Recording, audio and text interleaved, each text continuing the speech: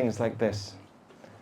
We definitely pray that no one gets hurt, and we continue to pray, and that's why we're going to start off praying. But I know in my heart that this had to be done. And this is the greatest thing that we could do as a people, is to get up and stand up for who we are. If somebody openly says, I will kill you, I will kill you, I will kill you, for the past 20 years at least, since 1979 at least, but a country, finally the Jewish people get up and stand up for themselves, is a beautiful thing. And that is a lesson for all of us. I don't say that we, the Jewish people, we don't get into fights. In Israel, it's called the Israel Defense Forces for a reason, because the army, for the most part, is defending itself. In fact, always defending itself. Almost every single war that has happened has been the army standing up and defending itself. Even this war is a defense, even though the world might tell you otherwise. But we don't care what they say. So we are going to say Tehillim together for the Jewish people, so you could say with me, and then we'll start talking. Tonight I want to talk about anxiety and dealing with anxiety, fear, especially at a time during war that we are in. How can we overcome our fears and not being afraid? Some nice ideas that I want to share with you. But first we're going to say Tehillim together. So please join me as I say. I'll say the words in Hebrew, you answer after me. And then I'll tell you a bit about what it means. We're saying Tehillim Kuf Lamed, the famous one that we say from the depths of our heart when we are challenged. Okay, so say with me, Shir HaMa'alot. Mima'amakim Keraticha Adonai. This is a song that goes up to the highest places. When do they go up to the highest places? When it comes deep, deep from within. Mima'amakim, when it comes from the deep. So in the deep of me, when it's really sincere, I call to Hashem. Adonai, Shim'a Bekoli. Tiyena Oznecha Kashubot. Lekol Tachanunai. So that is our Master. Please hear our voice. Let your ears, even though God doesn't have ears, doesn't hear, He has the ultimate level of listening, right? Because He's the creator of it all. Be able to listen, attend to the voice of my beggings, of my pleas. Not just listen to them, but answer them. Im avonot, say with me, Im avonot tishmor ya. Adonai mi ya'amod. If all of our faults God will keep and never forget them, then could we stand up against God? There's no chance. But Hashem, although He remembers everything, He lets us continue to live, even though we make many mistakes in our life, but He continuously sends us love. Ki imecha haselicha. Because forgiveness belongs to you. Every time you make a mistake, you do something you shouldn't be doing, who forgives you? God. God, you're the one that owns forgiveness. We didn't even ask for it, and many times you give it to us. Leman tivare, so that you may be feared. Kiviti Adonai kivita nafshi. I hope for Hashem, that's what I hope for. I hope for my soul. V'lidvaro hochalti. And I yearn for His words. I yearn for His wisdom and teaching. I want to know what's right, how I should respond in difficult situations. Nafshi ladonai. Mishomrim laboker. My soul yearns for spirituality, for God, among those that long for the morning. Shomrim laboker. Those that long for the morning. What does it mean, the morning? When things are good. We long for good and peace in the world. Okay. Yachel Yisrael El Adonai. The Jewish people yearn for God. Ki'im Adonai HaChesed. because God is the owner of kindness. He put us into this world. Every day your heart is beating, your brain is thinking. All of it is love coming through. Okay? I know that many people are taught continuously, nah, but it's not true. You are surrounded. It says, good and kindness is pursuing you. We run away from it, but it's chasing after you all your life. Do you know how much good is chasing you after you all your life? Every day, every morning, every time you wake up, every time you move, every time you go to the bathroom. Do you know what your body does before you go to the bathroom? Or how it does it, right? What you ate and how it breaks up the food. How, if you bleed, your body looks after you and doesn't let you bleed to death. You have pressure in your body. If you cut yourself, you should never be able to theoretically heal. But because we have these things called white blood cells somehow in our body, that they look after themselves and you heal. It's unbelievable. We are a continuous walking miracle. Every single person here. So Hashem is the owner of kindness. V'halbe imo fedut. He has an abundance of redemption. V'hu yifteh et Yisrael. Mikol avonotav. He will redeem the Jewish people from all of its iniquities, all of its mistakes that we do in our life. I don't know what that word is. Iniquities? Does that make sense? Inequities. Okay. Sorry. It's not my British. It's just my ignorance. Okay. So. Okay. Thank you for that. That was beautiful. That was a little prayer. We should always say Tehillim whenever you hear something. Channel. This is the conversation tonight.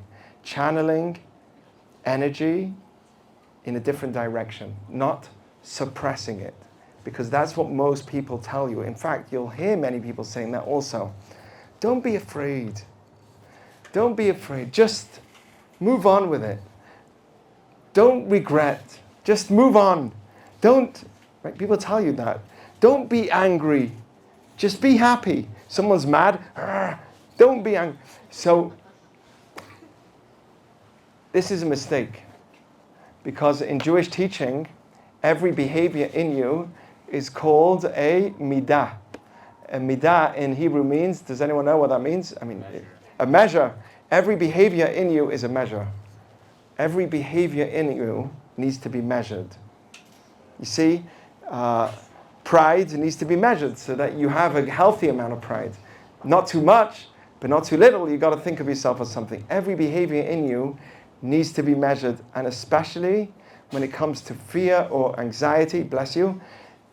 When you have fear and anxiety, you've got to measure it, channel it. There are areas where you need fear. There's areas in your life where you need anxiety. So I want to just tell you before we start that we know that in Israel, just a few days before, there was a lot of noise going on and no one knew exactly what's going to happen. Trump was talking about doing a peace deal with Iran, whatever that meant. And the Iranians were continuously doing their thing, which is lying. And then, not the Jewish Iranians and the Iranian people. I'm talking about the Ayatollahs and all their followers. So they continuously lied. And all of a sudden, we hear that for a day or two, that stuff is happening in the Middle East. There's something going on, right? Did you hear this? Something's going on. And the US are pulling the troops, and they're warning something's going to happen, putting the troops in Iraq, and there's noise. And then, all of a sudden, we hear the news. I heard about it 5 hours later, yes, which is a good sign. It means I wasn't on my phone too much. And only 5 hours later did I see, oh my gosh, something happened. So when you heard, you're wondering, wow, this is crazy. This is crazy. This is what we've been waiting for. But what's going to happen back? What's going to happen in return? And then you start getting thoughts. And I was thinking, we have a trip to Israel. Oh no, it's happening in mid-July. Now we don't know how things can change. It could be that in 2 weeks from now, or a week from now, babarim, bababoom, everything's over, and the Iranians are done, and there's world peace again. Can you imagine? Wouldn't that be nice? It's hard to believe, but you know what? It can happen. Teshuat Hashem keheref ayin. In 1944, if you told a Jew, by the way, you know there's a Holocaust happening now, whatever. You know that thing, the Holocaust, it's happening. But in a few years from now, 3 years from now, 4 years from now, there'll be a Jewish state. You tell a Jew in 1944, right, starving in Europe, that in 4 years from now there's going to be a Jewish state. Would he believe you? No. Teshuat Hashem keheref ayin. 1 second, boom, the whole world could flip. When we sing for Mashiach, which is our utopian dream, that could be in 1 second. I'm talking now, all of a sudden we hear the shofar blowing, not sirens, and Mashiach is here. It can happen. Teshuat Hashem keheref ayin. Salvation, life can switch for the better in a second. And we very much hope that it will. So we know that the week before, I know that some of you heard about the story, but I'm just going to say it again. The week before already, Milay from Argentina, I don't know if I'm pronouncing his name right. What? Argentina. Yes. What a guy. Coolest dude ever. Whatever. But he really is cool. So he comes to Israel, and first thing he does as he lands, where does he go? The Kotel. Not to Tel Aviv, to Shasta, or whatever it's called. Shavata. No, Shasta's here. Sorry. Not to Shavata. He goes to the Kotel. A non-Jew. A non-Jew. I used to live in Eugene, and in Oregon, everyone used to go to party in Shasta Lake until it got so bad, all the frats and all the dirt and the thing, that they stopped it. And why did they stop it? Because they're polluting the lake. No, maybe they didn't. They're polluting the lake. That's the problem. Polluting the lake. All these 19-year-olds beer bonging underwater is not a problem. Polluting the lake. Whatever. So we're talking about Bibi and Milay. And Milay comes to Israel and he goes to the Kotel. But when he goes to the Kotel the first time, it was too noisy. So he says to the rabbi that he is his ambassador for Argentina and Israel. He says to the rabbi, who's his rabbi also, Milay's rabbi, who loves Judaism very much, he says to him, I need to go back to the Kotel again. I've gone once, but it wasn't enough. It's too much noise, too many people. I want to go back again. So they said, no problem. Before you leave, which is a day before this whole, or 2 days before the whole attack that Israel did on Iran, the day before you leave, then he's there for a whole week, then you'll go back to the Western Wall. We'll go just to undercover. And who comes with him? Surprise, surprise. Bibi Netanyahu. Bibi puts on a talit. This is very strange. No one knew about it, obviously very undercover, but Bibi felt the urge to come with him. He said about Milay that he's a great friend of Israel, the greatest friend of Israel. So he goes to the Kotel with him, and all of a sudden Bibi comes. People didn't know, only 1 or 2 people knew. He's wearing a talit, which is a Jewish symbol, which he normally doesn't as a politician. But he puts his talit on and he goes to the wall. Milay goes back to the wall for the second time. And have you seen the picture? He hugs the wall. Doesn't go to the wall. He hugs it with his big hug. And then at the same time, Bibi goes to the wall and he writes a note. What does he write on the note? He says just one word. 3 words. Am kelavi yakum. The people are going to get up like a lion. And he says, with God's help, Am kelavi yakum, the people will get up like a lion. And he puts it in the wall. No one really knew what's going on. It was completely undercover. And they saw the thing, but they thought he's praying. He was praying very intently. They thought he's praying because the war is going on in Gaza, and there's a war going on for so long. No one really put it together with what's going on in the Middle East. And really, Bibi was praying for Israel because he knew that night or the next day or whatever it was, he's going to be doing his thing. Unbelievable. Am kelavi yakum. The people get up like a lion. Where's that from? It's actually from the Torah. The Torah says, Am kelavi yakum uche'ari yitnasa. We, the Jewish people, we get up like a lioness and we lift up like the lion. The lioness first, and then it says, then we get up like a lion. And we won't sleep, bless you. We don't sleep until we destroy our enemies. So the rabbis say this means many things. One of them is, we get up like a lion. What do we do when we get up in the morning? Check our phone and Instagram? No. We get up like a lion and we serve God. We say, Modeh ani lefanecha melech chai v'kayam shechizalta bi nishmati b'chemla rabba emunatecha. Remember that? And then we say, Elokai neshama shenatata bi teroahi. My soul is pure. We get up like a lion. We want to do mitzvot. And when we go to sleep, we don't sleep until we destroy our enemies. Who's our enemies? All the negative influences. When you sleep, what do you say at night? I forgive anyone that hurt me. I want to be clean. And you say, Shema Yisrael, Adonai Eloheinu, Adonai Echad, Baruch Shem Kavod Malchuto L'olam Va'ed. Silently. If you don't know it, you can look it up, and then you go to sleep. We go to sleep spiritually, and we get up spiritually. So that's what it means. Hen'am kalaviyakum. Our story. That's why you have fear. When it comes to wars or whatever, we have fear because we don't even know the truth of our story. When the Jewish people were first going into the land of Israel, there was 12 spies meant to first go in and check out the land. And then they came back, they said, no way, it's impossible. They had fear. They said, no way, the land, there has too many people there. Bnei Anakim, these were all bandits. They stole the land, it wasn't theirs. Already from before, it was meant to go to the sons of Sem, and it went to the sons of Ham, these 7 nations that were in the land of Israel. So the Jews were meant to go from the desert and come into the land of Israel. And what happens?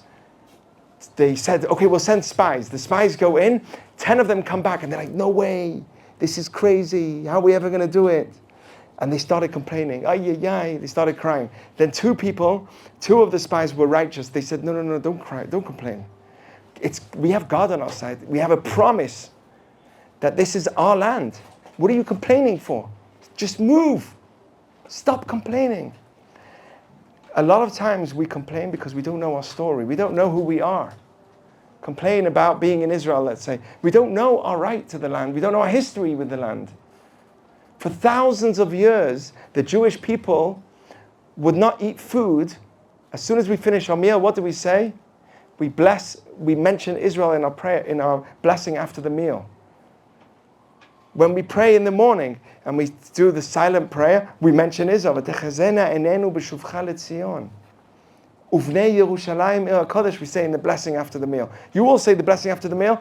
That has mentioning Israel for thousands of years. Don't let them tell you that that's another story belonging to another people. That's nothing to do with you. It's a lot of times we have fear because we are ashamed of who we are. We don't realize our right and our own history. That's why we're afraid. We have nothing to be afraid about. We don't need to stand up for anything. Because Hashem yilachem lachem. It says in the Torah, Atem tacharishu, just be quiet. Sleep. Just be quiet. And Hashem will fight for you. That's what it says in the Torah. If you have a right to something, don't even worry about it. God will fight for you. Don't be afraid. And by the way, God is fighting for us right now. Let me tell you, it's a miracle what's happening in Israel. Did you see the other day a baby of 6 days old coming out the rubble? Did anyone see that? 6-day-old baby. Do you know how fragile a 6-day-old baby? I can't even think of it. And the paramedic says, I opened up the blanket because we pulled it out, opened up the blanket, and I was scared of what I was going to see. And I felt the heartbeat. I couldn't believe it. Everything's fine. The baby's calm. Everything's fine. That's what he said. You have to see the paramedic speaking. I couldn't believe it. We are a living miracle. I know that there's been people that have been hurt and killed, and we are broken for that. But in terms of what's happening, we are a walking miracle. And it's not the first time. I'm going to talk about the miracles that have happened. Does anyone here know when Iran started their nuclear pursuit? Do you know what year? 2003. Listen to this. I'm going to blow your mind.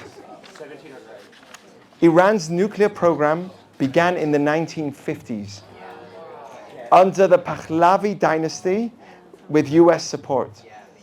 And it kept expanding in the 1970s because you know what? Iranians were an ally of the West. They were one of our only allies of the West in the Middle East.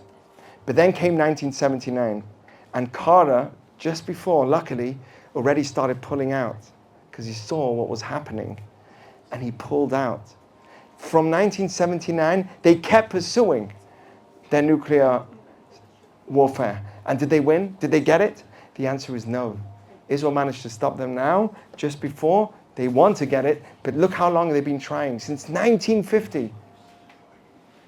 That's a miracle. It's a miracle that it didn't happen and that they didn't do it. And then they said, we're going to fight, we're going to shoot, we're using all their proxies. Their proxies are slowly being destroyed. And what's left? Iran themselves. In April 2024, Iran said, okay, we're now shooting their rockets. Why? Because they were annoyed. We killed this guy called Zahidi in Syria. They were angry with Soleimani, whatever Salami guy. Now they're angry with another guy called Zahidi. So they said, wow, you killed him in Syria, that's it. So they sent 300 rockets, 300 ballistic missiles. Do you know how precise a ballistic missile is? They go within 10 meters of precision. Scud missiles during the Iraq war went 1,000 meters within precision. These missiles go to within 10 meters of exactly where you want it to go. Isn't that crazy? They launched 300. And only once, unfortunately, one 7-year-old Bedouin girl got injured. Their own people. The people that this is a Muslim child. Their own people. That we care about more than they do. One child was injured. That was the first attack that they directly shot at us, 300 missiles. Second time was by Iran on Israel, was in October the 1st, 2024. I think we were in Israel at the time, our family. So I don't even remember. Oh, by the way, what's the name they call it? All these attacks that they've done against Israel, the Iranians, what do they call it? Retaliation. No, they call it the True Promise. True Promise 1, True Promise 2, as if they can't learn from True Promise 1 and True Promise 2, this is a bad idea, and it's not working. They now call it True Promise 3, what they're doing now. True Promise, True Promise. I told you, they keep lying. They don't know what they're saying. True Promise, what name? Look what our name is. Our names are names of wisdom, of Torah, of promises, of real true promises. Our names that we use are prophecies that have been promised for generations, for thousands of years. Because what are we standing for? Life. We are a people of light. And with our little bit small number of people that everyone thinks we're millions more, people think we're a billion. Ask anybody in any country, how many Jews are there? Billion. Right? Yes. What percentage of this campus university is Jewish? 50%, 40%. It's not even 5%. You know, there's how many schools in America? Maybe 10%. It's unbelievable. But they think of us as such a big number because we are a people that pursue education. We pursue life. We pursue love, peace. That's our vision for future. It's unbelievable. But what are we fighting for? What are we fighting for? You see me, I'm a religious man. And what do I stand for? Blowing people up? Is that what I stand for? I love every human being, including the 7-year-old Bedouin child that was innocent and was killed in Israel. We, the Jewish people, the religious man that you see right now, stands up for life. That's what I'm telling you. That is beautiful. That is what we stand for. It's unbelievable. So this is our religion. This is what we are. And we are going to continue. We're not going to stop. And we will win. And we will continue to win. So they called the second rocket attack True Promise. Why? Oh, this time it changed. Because we killed Nasrallah. That's a big one. Right? That guy. We killed Nifurushan, another general of theirs that and we killed Ismail Haniyeh, the guy from, this is a real blow, the guy from Hamas that ran off to collect his money and sit in Tehran in his comfort of his own, thinking he's all safe. Boom, in Tehran, in his bedroom at night, bada bim, bada boom. Everyone was shocked. How on earth did this happen? This is the biggest embarrassment to all the words of Tehran for years. And then all of a sudden, in their own land, they're trying to hide a member of Hamas. Boom, in his bedroom. So listen to this. They shoot their rockets in October the 1st, 2024. And what happens? One person is killed. Who was it? A Palestinian from Gaza that was running out. He managed to get out, and he was officially working in Israel. And he went to Jericho. I wrote it down because in the Shabbat I was too drunk. I don't know what I was talking about. He was going to Jericho in Israel. Hello, Tila. He was going to Jericho, or Jericho, and he was running away. Israel was looking for him. The army, Shabak, was looking for this guy. Bada bim, bada boom. The rocket comes from Iran, and where does it land on? On the one guy that Israel's looking for that ran off from Gaza. Can you believe it? How on earth did he get out of Gaza? I don't know. But he did. And where is he? In Jericho. His name is Samach el-Asli. What does el-Asli stand for? Mean? I don't know. But in Hebrew, asla is a toilet seat. Anyway. Ask anyone here. No, it's true or not true? Okay, whatever. So listen. This is what happens. Shooting rockets indiscriminately at civilians, specifically to scare the whole nation, and hundreds of Jews are going into their bunkers, and what? One of their own people, what a failure of their own people is killed. And so is it going to continue. Oh, and by the way, there are many stories that happened in the past few years. Chalbam tavo belibam, their own swords go into their hearts. You remember the story right after the October 7th? Do you remember after October 7th, we were all like so broken? And then we're waiting. Israel's going to do something. They're waiting, and Israel, like a lion, waits, doesn't just jump. So then, all of a sudden, of course, Hamas, October 7th is not enough, still send rockets all over, keep shooting rockets. They shoot one rocket, boom, and it by mistake shoots into their own hospital. Do you remember that? 150 died. Then they lie about the numbers. They lie about the numbers because Israel did it. When they find out Israel didn't do it, the numbers suddenly go to 50. Unbelievable. This lies all day. It was 150. By the way, when God went to each nation and said, do you want the Torah? He went to the Bnei Ishmael, who are the forefathers of terrorism. Bnei Ishmael are the forefathers of terrorism. He goes to them and says, do you want the Torah? Do you know what they said? No. They said, what's in it? So God says, don't lie. They said, no, what, lie? We have to lie. Don't steal. No, we have to steal. We need to live in a land. What we need to, everything we have to, even watermelons we need to steal. Even watermelon. We use a watermelon as a thing and wave it. Even that we stole.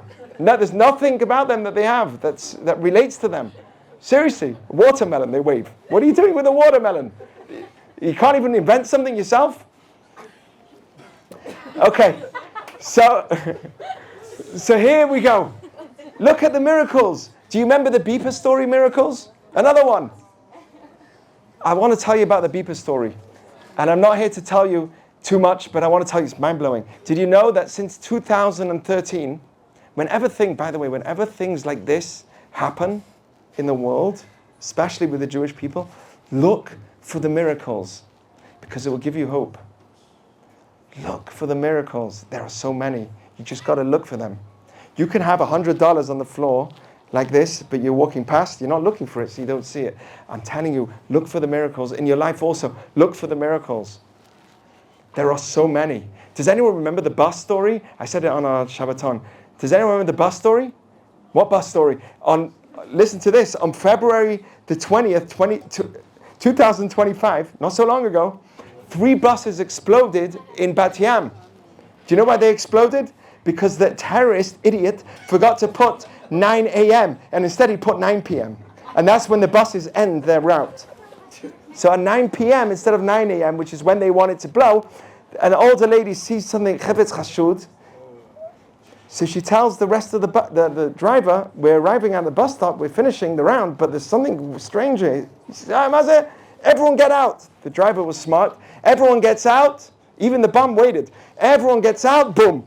The bus explodes. 2 other buses exploded at the same time, exact same time, in Bat Yam. And then they found another 2. There was 5 altogether. There was another 2 other buses in Cholon, which is nearby. Cholon and Bat Yam is the same area. My grandparents are buried in Cholon. They're buried there. I'm not worried for the rockets landing, and don't worry, it's all good. But I'm worried for the people that are living. So the bus is nearby in Cholon also, 2. They found bombs in there, but they didn't explode. What was the problem? They put 9 p.m. instead of 9 a.m. This is no coincidence. Hashem shomer aleinu. One story after the next. We could talk about this all day. Yeah, but, says the person that wants to look for the problems. Yeah, but. I know there's been a lot of challenges that we've been through. There's a lot of problems and challenges and souls and beautiful people that were killed. Innocent soldiers that were killed. But even so, never forget the miracles. Don't focus on the problem that we had. Yes, we had some problems. I know that they are heroes and they are going, according to Jewish teaching, to the highest. They are real martyrs. Killed for being Jewish and standing up for your own people. They are the greatest martyrs. They go in Jewish teaching. Rabbi Akiva says they go in a higher place than me. They go in the highest place in the world to come. People that are killed for no reason, just for being Jewish. You were a member of God's people. Everyone was a creation of God, but the Jewish people are here to bring a certain message of God. By the way, when someone hates you and says, hey, Jew boy, I'm talking to me, they don't really do it to me so much. Actually, I walk around with a kippah like this, and I get so much love. Just telling you. On the plane, and even the one-off terrorist that looks at me like this, he's too scared to say anything. Almost always, I'm only getting love. I walk into the medical, to the doctor. On the way out, I'm like, hey, man. And then, yes, what's up? And he tells me, I love you people.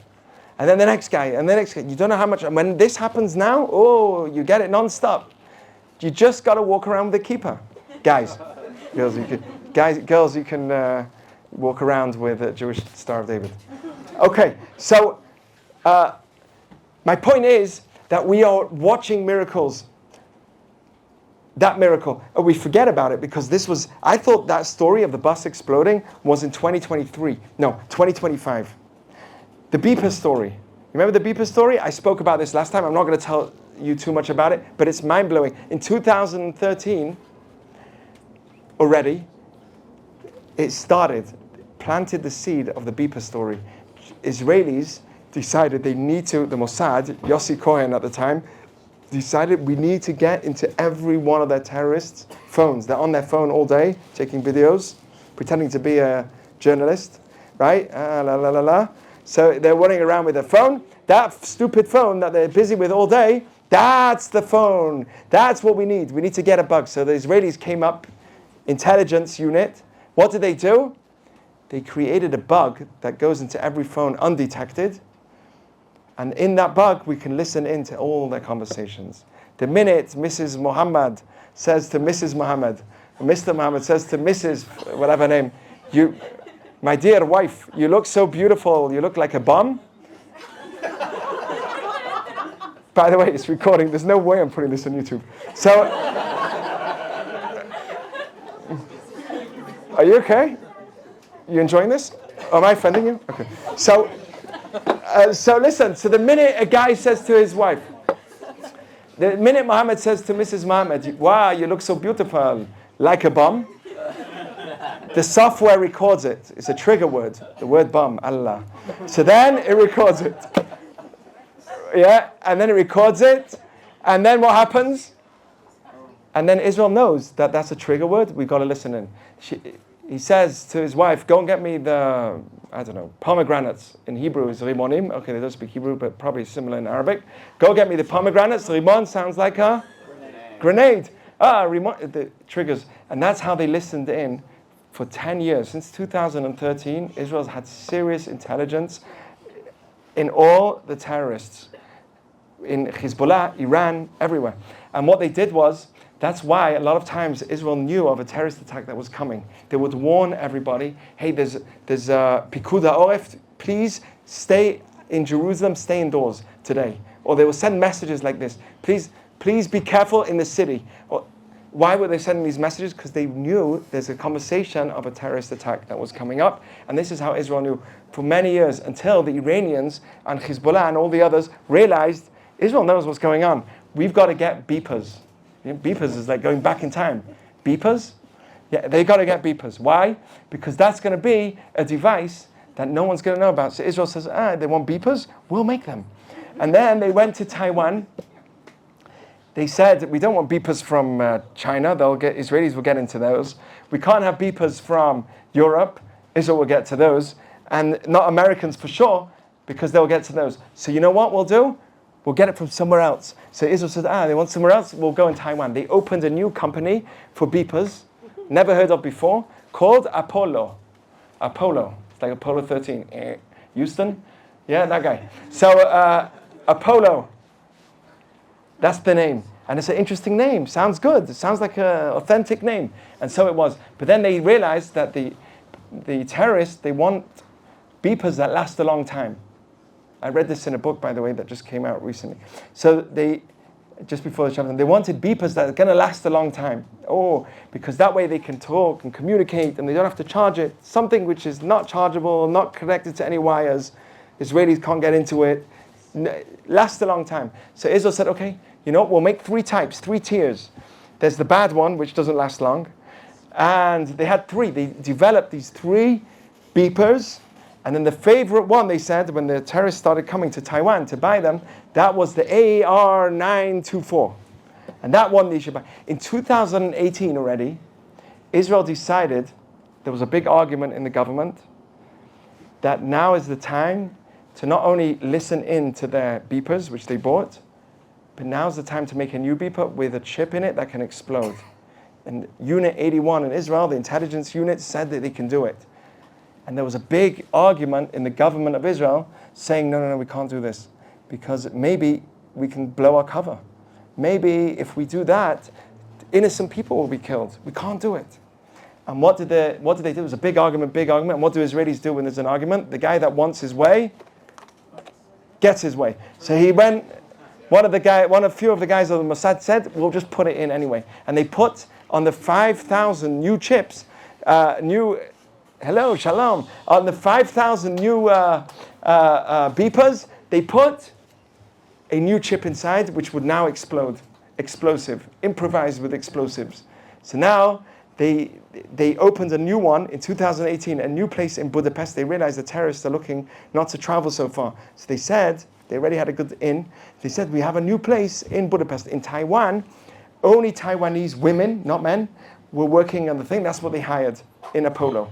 When they came to Budapest, they started putting Mossad agents, female Mossad agents in Budapest, opening a company called Apollo, which is a branch of the company in Taiwan. Genius. And then Hezbollah came. The first Israeli Mossad agent comes to, hello, what do you like? Shalom, what would you like to buy? Obviously in English. And she says, what would you like to buy? Do you want this one, or that one? So the terrorist comes in and they said, we want the AR-94, the one with the longer battery. So she says, we have a great deal actually. You can get 5,000. This is the price, but we made them really good. You can get 5,000 for this price. So he says, no problem, 1 second. This is a real story. He speaks to his people in Hezbollah and they say, okay, we'll make the deal. And that's it. They bought 5,000. 5,000 bombs were in the pockets of members of Hezbollah from 2018 till 2023 or 2024. I don't even know when they blew it up. I didn't write that down. But that's for look how many years. 5 years, these terrorists were walking around with pagers, and not one blew up.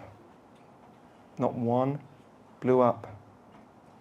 Do you think that's just a random thing? Last week we had someone here that a couple, it was very hard to hear. There was a couple here that had a daughter that unfortunately, she's doing very well now, thank God, she's doing much, much better, but she was in a fire, and 80% of her body was burnt, of her skin, very sad. And the parents came to speak and tell us their story of faith. And they said, so many people were praying, we felt the prayers work. And they said, from whatever that was left, in order to save someone who lost their skin from fire, you have to use some of their own skin to help them. So they have to keep grafting skin. 17 surgeries this girl had. And the father said, he inquired, I don't know if you were here, who was here last week? Yeah, the father said he inquired around in the pediatrics of the burning unit. He asked around, how come this kid has been there for for so long. He's been here for 3 years. My daughter had 80% burns. This child had 60% burns, but he's been there for 3 years. And that child's been for a few years, and that child's been for a few years. Why is my child already after 6 months leaving the hospital? And the doctor says, because your child's a miracle. Many children, they graft the skin, God forbid, we should never hear about it, but then it doesn't work. They try, they do surgery, and it doesn't work. But this child, 17 surgeries, and every single time they did the surgery, it helped and it worked. The body didn't reject it. Do you know what that means? That there was a miracle here. What was the miracle? I'll tell you what the miracle was. There are tens of WhatsApp groups, children, brachot parties. You do not understand what the Jewish people have been doing for the past 7 months. That couple came and spoke. I didn't want to say anything. Every Jewish home was doing something else in blessing of this girl, so she should be healed. Do you think it goes nowhere?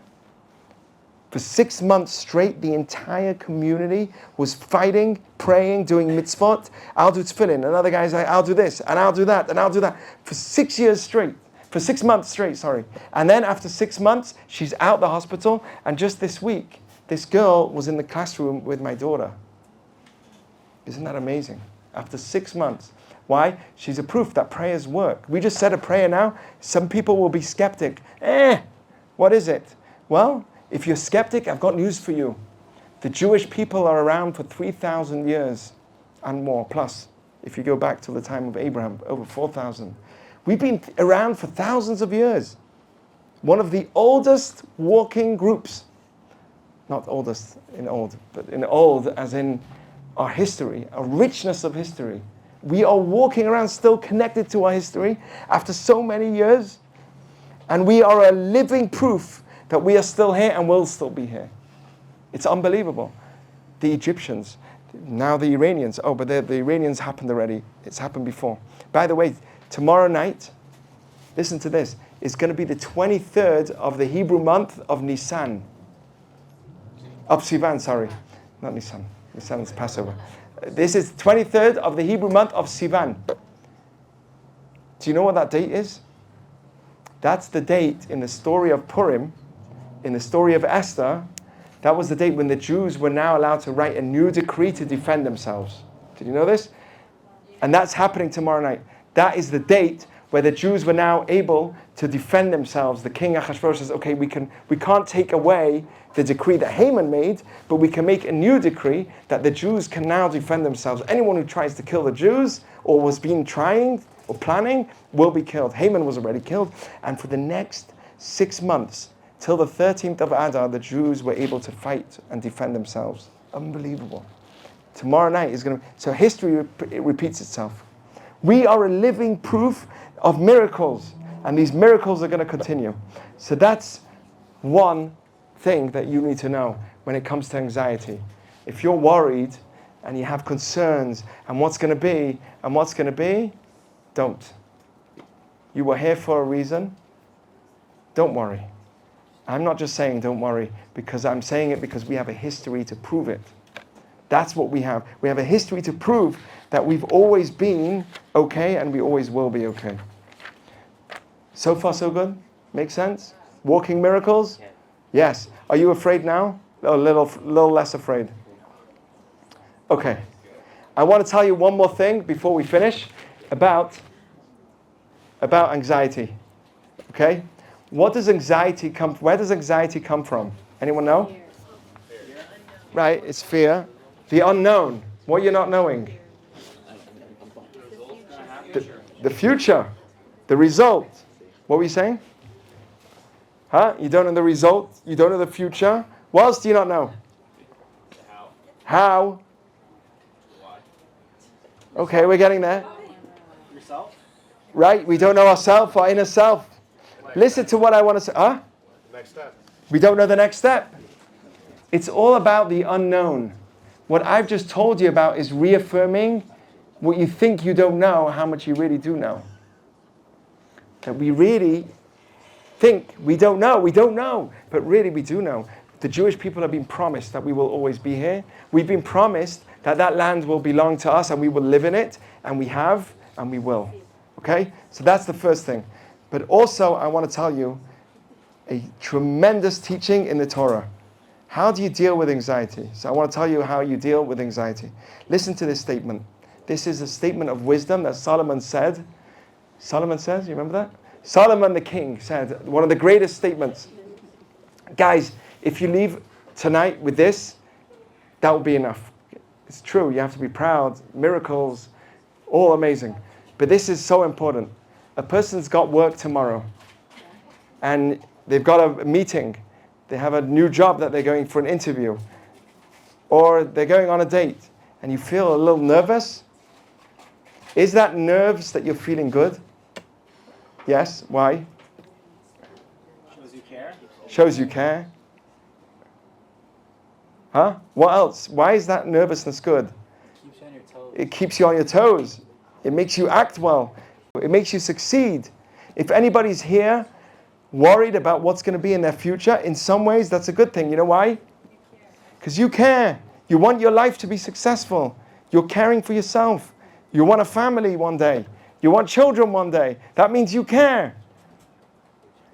Why? When is anxiety, do you think, wrong?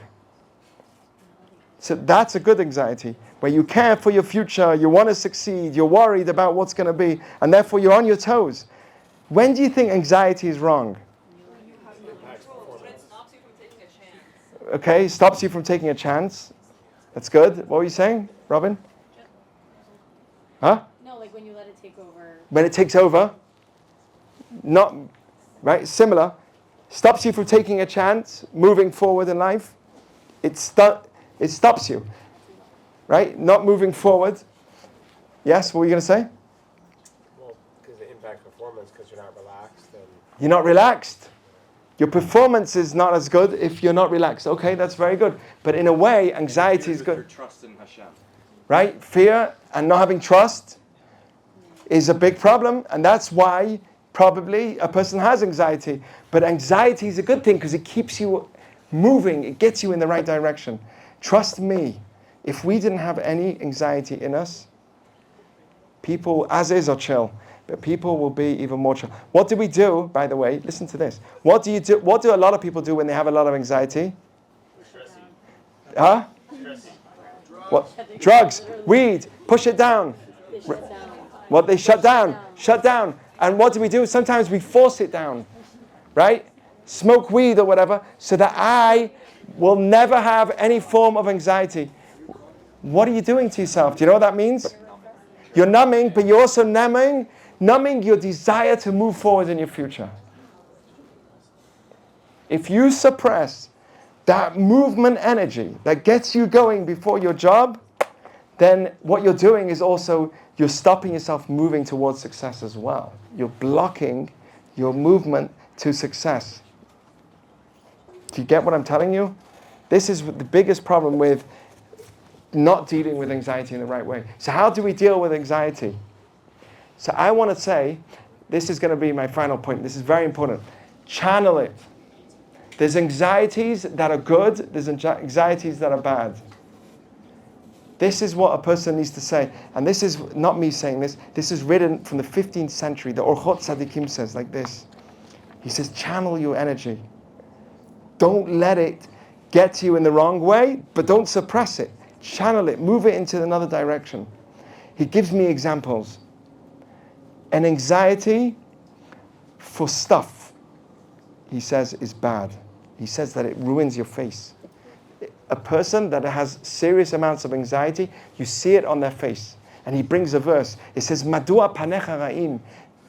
Nehemiah, one of the rabbis of the prophets, his face was very, very... So the king says to him, why is your face so bad? You're not sick. It's a very important statement. A lot of times anxiety can make a person look older and sick, even though they're not sick. They're healthy. But the anxiety is having a real impact on the way their face looks. And what is it because of? He says anxiety is good, but it's when he says there's a bad type of anxiety. What is that? When you're obsessed with something material.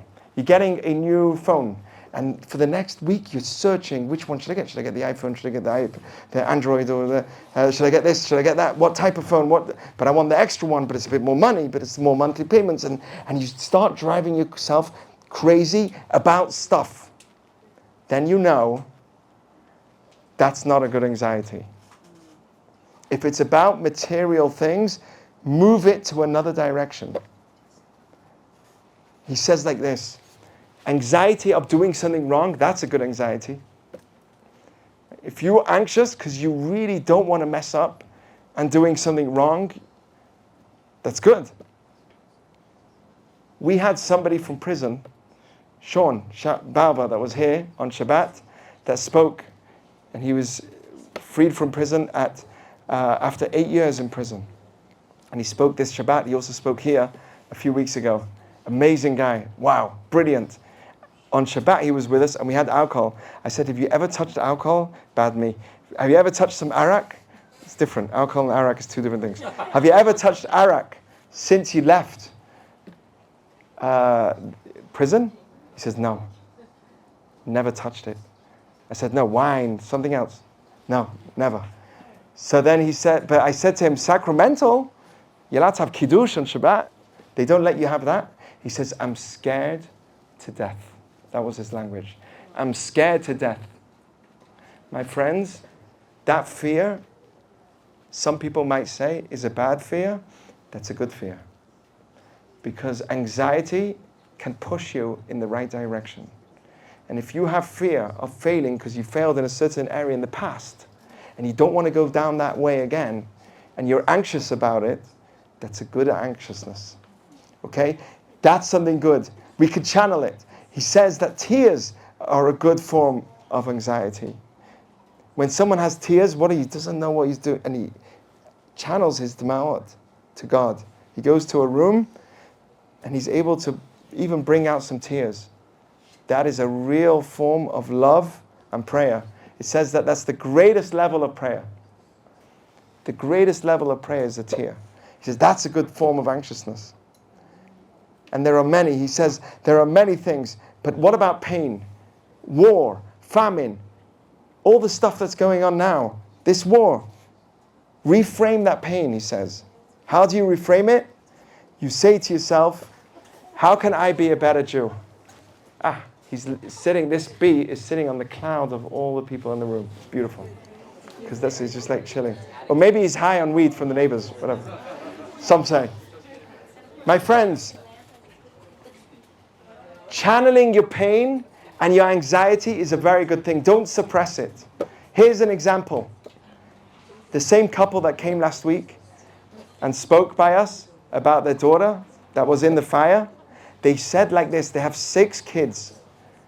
Or 5 kids. 5 kids? They said they have 5 kids. One had a fire and they had to be with her in the burning unit in Sacramento, far away from here. There are 4 other kids. Each child was in a different family. And the mother is in the hospital with her daughter, her husband also injured, and she's saying to herself, this is crazy. And then she says, but then I thought, and I said, this is what it's like for God. Because the Jewish people, for 2,000 years, this is what she said, for 2,000 years have been spread around the world. We are a family. And the Jewish people have been spread around the world. In galut, in exile. Not because of any other reason than, mostly because of the hate that the nations of the world had to us. They hurt us and we got spread around the world. Wow. And what God is in exile. Do you know what she did in that moment? I was listening, I was thinking, wow. Do you know what she did? She took all of her pain and channeled it. All of her anxiety and channeled it to God and said, God, this is what you go through.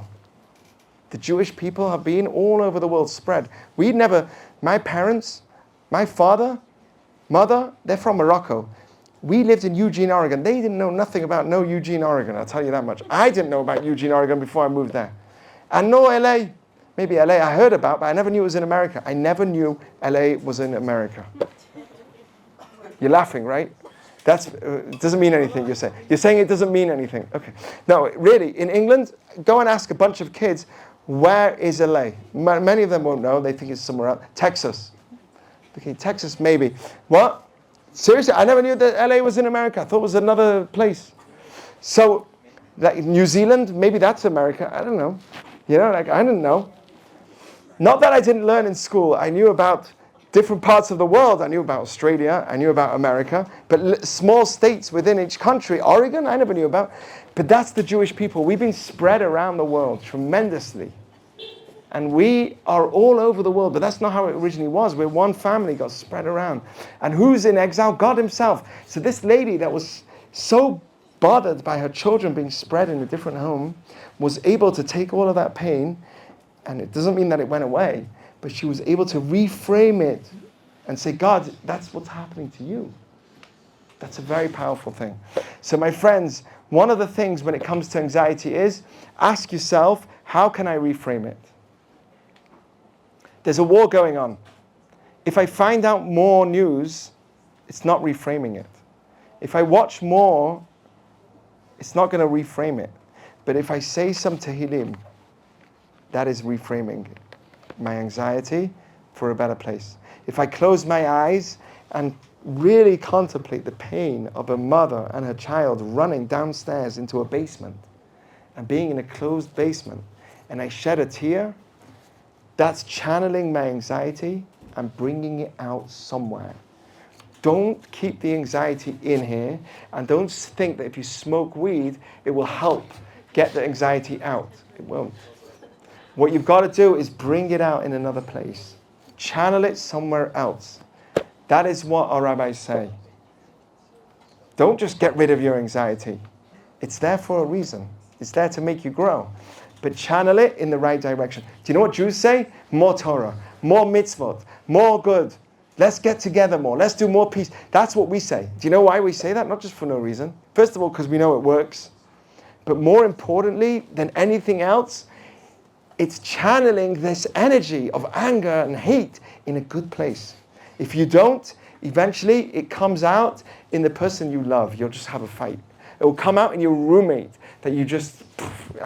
Eventually it comes out in anger in other ways.